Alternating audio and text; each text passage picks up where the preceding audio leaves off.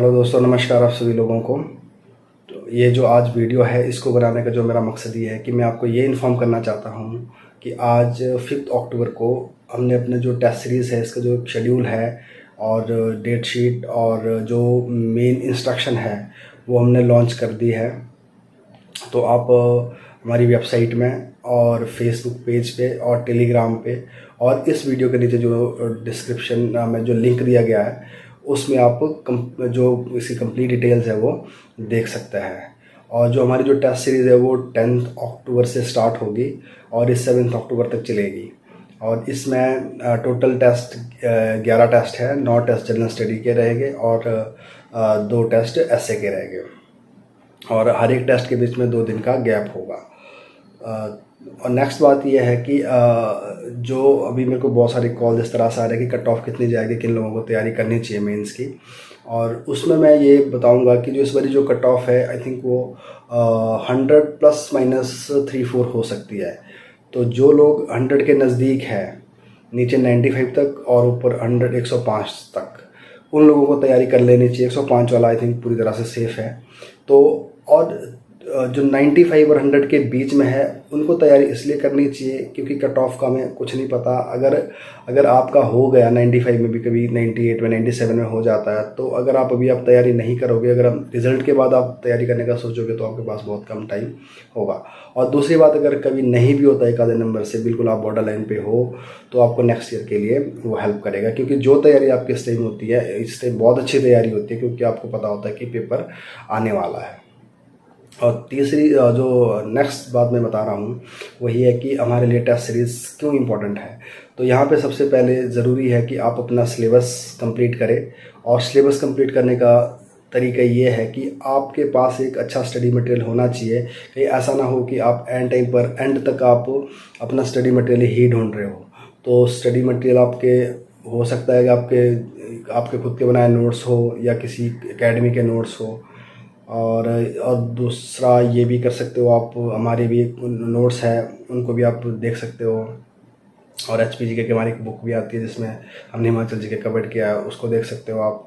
तो जो भी आपके पास सोर्स है तो शुरू में आप जल्दी जल्दी से उनको एकदम अरेंज करें और उसके अकॉर्डिंगली पढ़ना स्टार्ट करें। और दूसरी बात यह है कि आप अपने जो रिसोर्सेज है वो कम से कम रखें, ज़्यादा ना इकट्ठा करेगा। ज़्यादा करोगे तो आप कंफ्यूज हो जाओगे। कम होने चाहिए। हाँ, आपका जो सिलेबस है वो कवर्ड होना चाहिए। हर एक टॉपिक के ऊपर आपके पास कोई ना कोई नोट्स या कोई ना कोई बुक, कोई ना कोई मटीरियल होना चाहिए, राइट। तो इस तरह से अपना सारा मटेरियल इकट्ठा करें और कम मटेरियल के साथ जल्दी जल्दी पढ़ना स्टार्ट कर लें। अब नेक्स्ट है कि अगर आप एक बारी, शायद आपने सिलेबस कर भी लिया होगा, किसी ने प्री से पहले कर लिया होगा, किसी ने प्री के अभी देने के बाद भी स्टार्ट करे होंगे। अगर जिसका नहीं हुआ है तो अभी भी टाइम है, आप कर सकते हैं। अब नेक्स्ट है यहाँ पे कि आपको टेस्ट सीरीज़ क्यों करनी है और क्यों इंपॉर्टेंट रहती है टेस्ट सीरीज़। और देखो, टेस्ट सीरीज़ एक तो इसलिए इंपॉर्टेंट है, जो भी एकेडमी है, चाहे हमारी एकेडमी, चाहे कोई और एकेडमी है, जो भी टेस्ट सीरीज़ बनाती है, उन्होंने अपनी तरफ से ये कोशिश की होती है कि जो आपका पूरा सिलेबस है उसमें कवर हो जाए। तो जो क्वेश्चन हमने बनाए होते हैं वो इस तरह से होते हैं कि कहीं ना कहीं वो पूरे सिलेबस को किसी न किसी रूप से टच करता है। तो अगर आप जितने भी टेस्ट सीरीज़ के अंदर अगर क्वेश्चन है, अगर आप उन सभी क्वेश्चंस को करोगे, उनको अपने हाथ से लिखोगे, तो कहीं ना कहीं आपको हर एक टॉपिक के बारे में एक बेसिक इन्फॉर्मेशन मिलनी स्टार्ट हो जाएगी। और कई बारी उस तरह के उस टाइप के जो क्वेश्चन हैं डायरेक्टली एग्ज़ाम में मिल जाते हैं। तो एक ये बेनिफिट रहता है आपको कि आपका सिलेबस, एक बारी आप सिलेबस से थ्रू हो जाते हो। और दूसरा बेनिफिट आपको ये मिलता है इसका कि जब आपके पास पता है कि आपके पास एक शेड्यूल है टेस्ट सीरीज़ का, तो आप उस शेड्यूल की अकॉर्डिंगली अपनी तैयारी को करना चाहोगे और आपकी जो स्पीड है वो बढ़ जाएगी। क्योंकि आपको पता होता है कि आपके सामने 2 दिन के बाद आपको इस यूनिट का टेस्ट है, तो आपको उसके लिए तैयारी करनी है। तो कहीं ना कहीं आपको आप अपने आप को थोड़ा और एक्स्ट्रा पुश करना स्टार्ट कर देते हो। तो इस तरह से आपका, जैसे हमने जो ये टेस्ट बनाया कि 10 तारीख से लेकर 7 तारीख तक है, मान लो एक पूरा एक महीना है, तो आपको मैं गारंटी देता हूँ कि अगर आप हमारी जो टेस्ट सीरीज़ अगर ये करोगे तो इस 1 महीने के अंदर अंदर आप अपना सिलेबस कम से कम 2 बारी कर जाओगे। कंडीशन ये है कि आपको थोड़ा अपने आप को एक्स्ट्रा स्ट्रेच करना पड़ेगा, आपको थोड़ा पुश करना पड़ेगा, तो ये हो जाएगा। अब अगर आपने एक बारी सिलेबस कर दिया, एक बारी सिलेबस से गो थ्रू हो गया है, और क्योंकि टेस्ट के रिपीट भी होता है टेस्ट, और दोबारा भी आपने अगर कर दिया तो आप ये समझ लीजिए कि आपको कोई भी ऐसा टॉपिक नहीं होगा कि जो आपको टच करे बगैर रह गया होगा। तो इस तरह से क्या होगा कि पेपर में आप लिखने के लायक हो जाओगे, कुछ ना कुछ आप लिखोगे वहाँ पे, पेपर पूरा करके आओगे।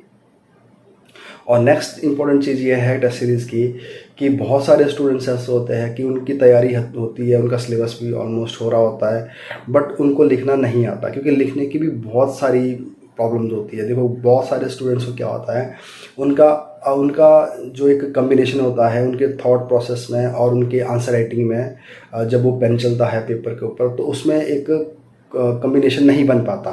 क्योंकि कईयों की आदत ऐसी होती है कि अगर उन्होंने लिखना है तो उन्होंने थोड़ा सोचना होता है, थोड़ा पॉज लेना होता है कि अगर आप इस तरह से सोच के आंसर लिखोगे तो आपका टाइम निकल जाएगा। क्योंकि 28 क्वेश्चन है जीएस के एक पेपर में, तो वो अपने आप एक बहुत बड़ा साइकोलॉजिकल बैरियर है कि आपको 3 घंटे के अंदर 28 क्वेश्चंस कंप्लीट करना है। तो उसके लिए ऑब्वियस सी बात है कि आपकी पेन के बीच में और आपकी थॉट है, जो आपके दिमाग में जो पॉइंट्स आ रहे हैं उनके बीच में इतना कोऑर्डिनेशन होना चाहिए कि आपके दिमाग में जो पॉइंट आएगा वो पेन के नीचे ही आना चाहिए, आप पेन नहीं उठा सकते। तो एक तो आपको ये पता चलेगा। और दूसरा, बहुत सारे स्टूडेंट के साथ ये भी दिक्कत होती है कि अगर वो पढ़ रहा है, अगर वो समझ रहा है, किसी को बता रहा है तो आसानी से बोल सकता है, बट अगर उनको लिखना हो तो उनको थोड़ी सेंटेंस फॉर्मेशन में प्रॉब्लम आ जाती है। तो इसलिए ये भी एक दिक्कत है, ये भी इससे ठीक हो सकती है। और एक जो सबसे बड़ी इंपॉर्टेंट चीज़ ये है कि बहुत सारे स्टूडेंट्स की आदत होती है कि वो आंसर को बहुत बड़ा लिख लेते हैं, क्योंकि आपको पता है कि हमारा जो पेपर है इसमें स्पेस बहुत कम है। इसमें जो 4 मार्कर्स है उसमें सिर्फ 60 वर्ड्स लिखना है आपने, और जो 8 मार्क्स का है उसमें 120 वर्ड्स लिखना है, और जो 20 मार्क्स का है उसमें 400 वर्ड लिखना है। तो बहुत सारे लोगों को ये दिक्कत होती है कि अगर वो, क्योंकि उनको आता है बट अगर वो लिखने लग जाएगा कि तो 4 मार्क्स के जो क्वेश्चन है उसमें उनके लिए बहुत मुश्किल हो जाता है कि 60 वर्ड्स में लिखना। तो वो जो वर्ड की जो लिमिट है वो एक्सीड हो जाती है, तो उतना आपके पास स्पेस नहीं होता, स्पेस भी नहीं होता और टाइम भी नहीं होता। तो स्पेस, टाइम और आपके पास जो नॉलेज है, जो आपके पास कंटेंट है, उस स्पेस और उस टाइम के बीच में फिट करने के लिए आंसर राइटिंग का होना ज़रूरी है। ये आप समझ लीजिए बात। अगर आप 1-2 पेपर लिखोगे तो आपको खुद पता चल जाएगा कि आप क्या कर रहे हो, कि आप कई बार किसी को टाइम का पता नहीं चलता। जो पेपर 3 घंटे में लिख रहे हो आप 4 घंटे में लिख रहे हो, और किसी के साथ ये दिक्कत होती है जो 60 शब्द में लिखना है वो आप 100 शब्दों में लिख रहे हैं, और बाद में जो 400 मार्क्स वाला क्वेश्चन है, जो 400 वर्ड्स में लिखना है, उसको आप 100 वर्ड में कंप्लीट कर रहे हो। तो ये जो मिसमैच होगा तो ये भी आपका एक स्ट्रीमलाइन हो जाएगा, इसलिए भी आंसर राइटिंग ज़रूरी है। तो और दूसरी एक बात ये है कि आंसर राइटिंग से आप इतने कैपेबल हो जाएंगे, मैं इतना बता रहा हूँ, अगर आप एक I5 पेपर नहीं लिखोगे तो आप एक एवरेज पेपर लिख कर आओगे पेपर में, एग्ज़ाम में। और अगर आपने एवरेज पेपर लिख लिया और अगर आपने पूरा पेपर कर लिया, कंप्लीट पेपर, अगर आप देखिए रिज़ल्ट उन्हीं का आता है जो एवरेज से थोड़ा ऊपर अच्छा पेपर लिखता है और कंप्लीट करके आता है, उनका स्कोर अच्छा आता है हमेशा। मैं आपको पूरी गारंटी के साथ बताता हूँ। हाँ, बिलो एवरेज जो लिख रहा है उसके लिए तो बहुत मुश्किल है, उन्होंने चाहे पूरा कर दिया चाहे 2 बार पूरा कर दिया, कोई भी मैटर नहीं करता। क्योंकि अगर आप गलत लिख रहे हो, जो पूछा नहीं है वो लिख रहे हो, तो आपको 0 नंबर ही मिलता है, राइट। और जिसने थोड़ा सा एवरेज से कुछ क्वेश्चन थोड़े ऊपर लिख लिए और कंप्लीट पेपर कर दिया, मैं आपको पूरी गारंटी के साथ बताता हूँ कि आपके 50% स्कोर आ जाता है। क्योंकि जो टॉप का जो स्कोर आता है, किसी का 105, 110 इस तरह से भी आता है, 120, 22 भी आता है, जैसे पेपर 3 में किसी के 120, 22 भी आता है, राइट। तो आपको अगर एक अच्छा स्कोर, एक डिसेंट स्कोर आने के लिए आपको पेपर पूरा करना पड़ेगा, और जो आपको परफॉर्म करना है वो एक एवरेज होनी चाहिए। तो ये जो सारी चीज़ें हैं ये आपकी टेस्ट सीरीज से आती है। तो फिर से मैं ये बताऊंगा कि टेस्ट सीरीज से आपका एक तो सिलेबस जल्दी होने लग जाएगा, दूसरी बात आपकी जो टाइम, स्पेस और आपके जो थॉट प्रोसेस है, जो पॉइंट्स आते हैं दिमाग में, उनका एक अच्छा कम्बिनेशन बनना स्टार्ट हो जाएगा, और बाकी आप टाइम के अंदर पेपर को अटेम्प्ट करना सीख जाओगे। और आपको पता चल जाता है, कई बार ये भी होता है कि हमें कोई चीज़ बहुत ज़्यादा आती है, हमें उसके बारे में 15 पॉइंट याद है, बहुत से आते हैं, पर हम उसको लिखने लग जाते हैं तो उतना टाइम नहीं होता, ना स्पेस होता। तो वो भी आपको थोड़ा वहाँ पे सीखने को मिलता है। देखो 2 तरह की प्रॉब्लम होती है, किसी को आता ही कम है, वो लिख ही नहीं पाते, उनका पेन स्टक हो जाता है, और किसी की प्रॉब्लम है तो उनको आता ही बहुत कुछ है, वो लिखते रहते हैं, तो उनकी टाइमर स्पेस बढ़ जाती है। तो ये सारी चीज़ें आपकी ठीक हो सकती है इससे। और एक सजेशन मैं ये देना चाहूँगा, जो हमारी जो टेस्ट सीरीज़ ज्वाइन करेगा, जो तो हमने जो इंस्ट्रक्शन दे रखी है, जो आपको फॉलो करनी है, वो तो आपको मिल जाएगी जो हमने लिंक भेजा होगा उस पर। हाँ, इतना मैं यहाँ बताना चाहूँगा कि जो आप अपना आंसर लिखोगे तो कोशिश आपकी होनी चाहिए जो 4 मार्क्स का, जो 8 मार्क्स का, वो पॉइंट में ही होना चाहिए। क्योंकि अगर आप उसको पॉइंट में नहीं लिखोगे तो आपकी स्पेस बढ़ जाएगी और आप अपनी बात उतने वर्ड्स में नहीं लिख पाओगे।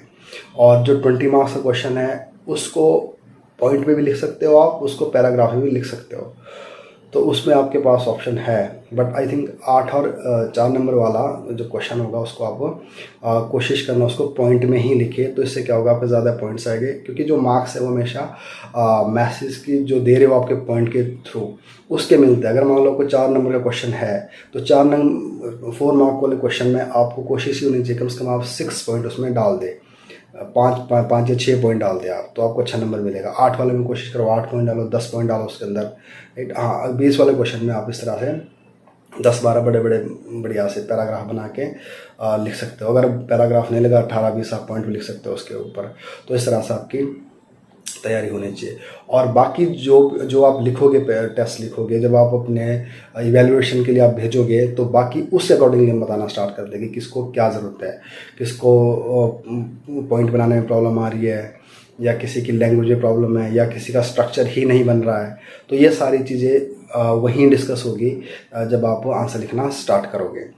तो इस तरह से आप अपनी तैयारी करें। जो मैं समराइज़ कर रहा हूँ, ये सबसे पहले आपके पास बढ़िया सा मटेरियल होना चाहिए, और वो भी ज़्यादा नहीं होना चाहिए, इतना होना चाहिए जिसको आप कर पाओ, और जल्दी जल्दी करना स्टार्ट करो। उसके बाद टेस्ट सीरीज़ लिखो, और उसके बाद जब आप टेस्ट सीरीज़ भी कंप्लीट हो जाएगी आपकी, और उसके बाद एक क्विक रिवीजन के लिए आपके पास 4-5 दिन होने चाहिए, ताकि आप सारा अपना जो उसको कंपाइल करो, और बाद में भले जो आपने टेस्ट सीरीज़ में क्वेश्चंस लिखे हैं उनको भी आप थोड़ा सा एक बार उनके भी आप गो थ्रू हो जाए। क्योंकि कई बार क्या होता है एग्ज़ाम में डायरेक्ट वही क्वेश्चन आते हैं, अगर क्वेश्चन नहीं भी आता तो इनडायरेक्टली वो क्वेश्चन आता है, तो पॉइंट सेम रहता है।